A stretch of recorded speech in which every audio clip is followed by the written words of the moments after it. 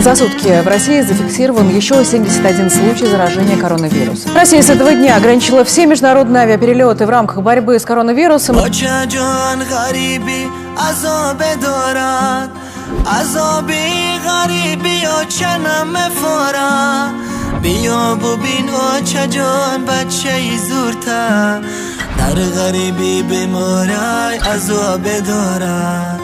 بیا ببین چه جان بچه زورتا هر غریبی بمرای عذاب دارم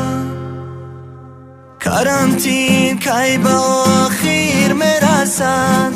دیداری چه جانم کی نصیب میکنن یاد کدوم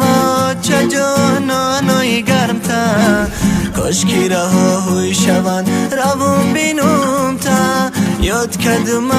چه جانانوی گرمتن کاشکی رهاهوی شون روون بینم تا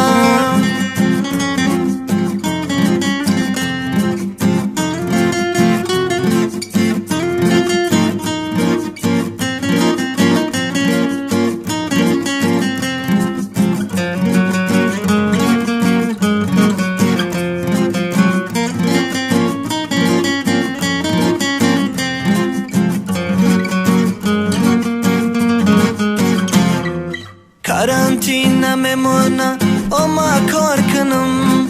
کرانتین نمیمونه اما وطن روم نخونه شب و روز ما بکار خوابم سمی رفتن ندارم کی وطن روم نخونه شب و روز ما بکار خوابم سمی رفتن ندارم کی وطن روم بچه جان غریبی عذاب دارن